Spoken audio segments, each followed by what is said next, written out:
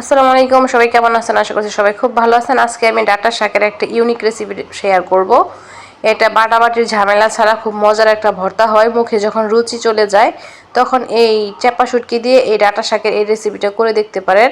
খুবই মজা হয়, কোনো বাটাবাটির ঝামেলা নেই, একদম সহজ একটা রেসিপি। এখানে ডাটা শাকটা আগে সিদ্ধ করতে দিলাম, সাথে পেঁয়াজ এবং সাথে কাঁচামরিচ এবং রসুন দিয়ে নিলাম, সেটাও সিদ্ধ করে নিয়েছি এই ডাটা শাকের সাথে।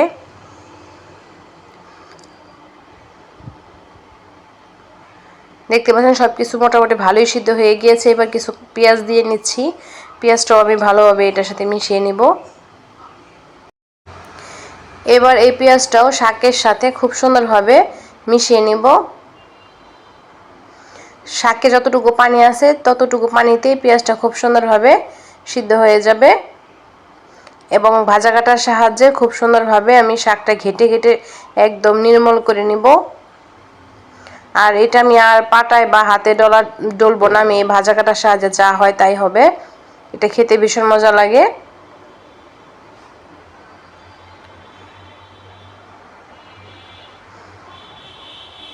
পেঁয়াজ, রসুন এবং কাঁচামরিচ এবং শাক সব একসাথে একদম ঘেটে ফেলবো।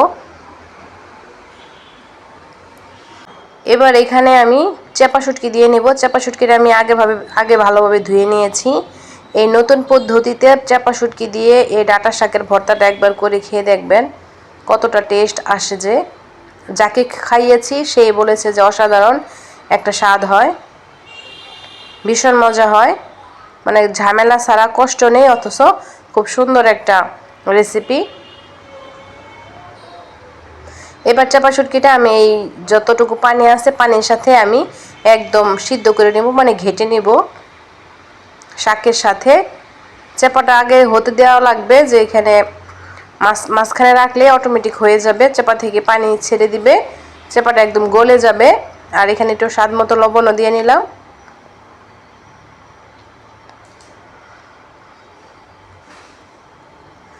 চাপাটা যখন গলে গিয়েছে তখন আমি পাতার সাথে মিশিয়ে নিচ্ছি।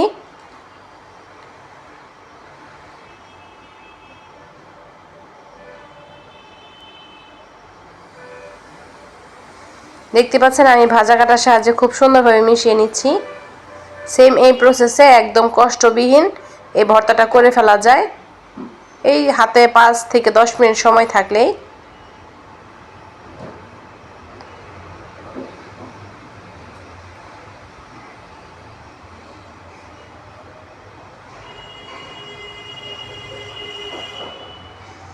অসাধারণ একটা ভর্তার রেসিপি, আশা করছি আপনাদের ভালো লাগবে।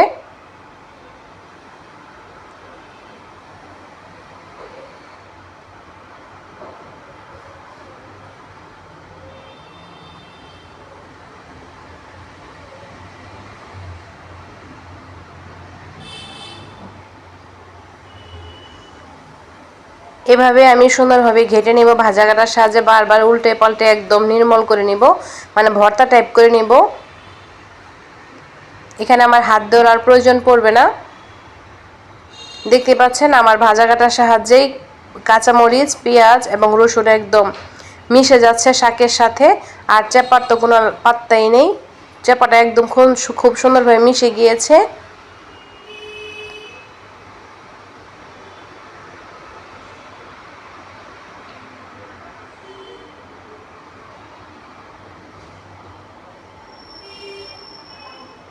এইভাবে ভাজা কাটার সাহায্যে খুব সুন্দরভাবে মানে মিশিয়ে নেবেন সব কিছু। পারফেক্ট একটা ভর্তা হয়ে গেল, দেখতে পাচ্ছেন। আর গরম ভাতের সাথে এরকম একটা ভর্তা থাকলে আর কোনো খাবারই লাগবে না, একদম মজা করে খেয়ে ফেলতে পারবেন। ভীষণ মজার এই ভর্তাটা দিয়ে 1 প্লেট ভাত একদম নিমিশে খেয়ে ফেলবেন।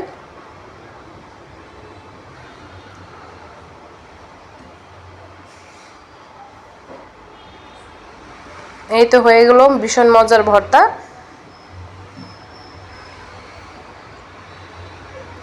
মানে যাকে বলে বাটাবাটির ঝামেলা ছাড়া ভর্তা।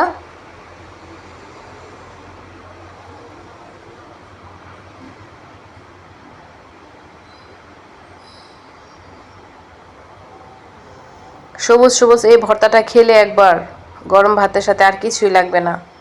বাসায় ট্রাই করে দেখতে পারেন।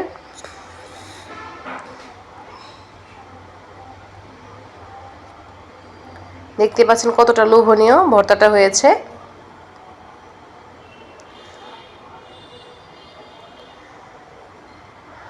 আর আজকে আমি আরেকটা গাছ লাগাবো, এটা হচ্ছে গন্ধরাজ ফুল গাছ। এই গাছ টবের ভিতরে একদম মানে পোকা ধরেছে, মানে পোকা মানে কি পিঁপড়া ধরেছিল, যার কারণে গাছটা বড় হচ্ছে না, মানে পাতা পড়ে যাচ্ছে, ঝরে যাচ্ছে। তারপরে ভাবলাম যে না, এটা টব থেকে ট্রান্সফার করে দিব,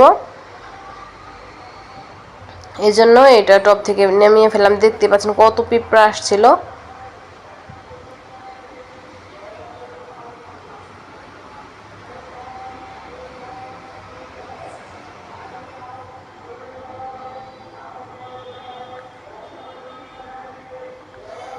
এবার আমি একটা সুন্দরভাবে গর্ত করে নিব, আর ওই গর্তে ওই গাছটা বুনে দিব।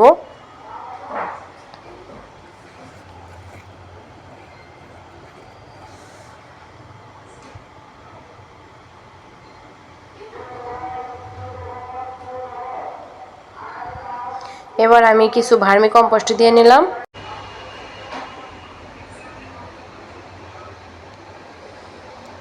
তারপর এখানে কয়েল পুরানো যে মানে থাকে, ছাই থাকে, সেই ছাইটাও দিয়ে নেব, তাহলে যে পিঁপড়া মানে হয়েছিল সেই পিঁপড়াটা হয়তো চলে যাবে।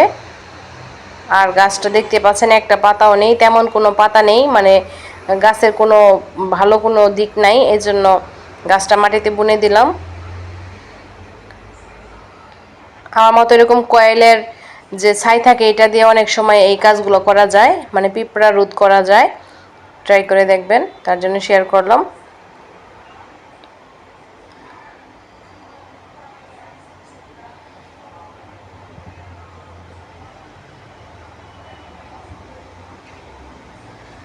এই গাছটা লাগিয়ে দিলাম। এবার দেখি গাছের কি অবস্থা হয়। ভিডিওর এই পর্যন্ত যারা চলে আসছেন প্লিজ একটা লাইক দিন, আর নতুন যারা আছেন সাবস্ক্রাইব করে বেল আইকন অন করে রাখতে পারেন। নিত্য নতুন রেসিপি বা গার্ডেন ভিডিও বা ব্লগ ভিডিও যদি দেখতে চান, তাহলে চ্যানেলটি সাবস্ক্রাইব করে বেল আইকন অন করে রাখবেন, তাহলে সহজে নোটিফিকেশন চলে যাবে, আর যখন মন চায় আপনি দেখতে পারবেন।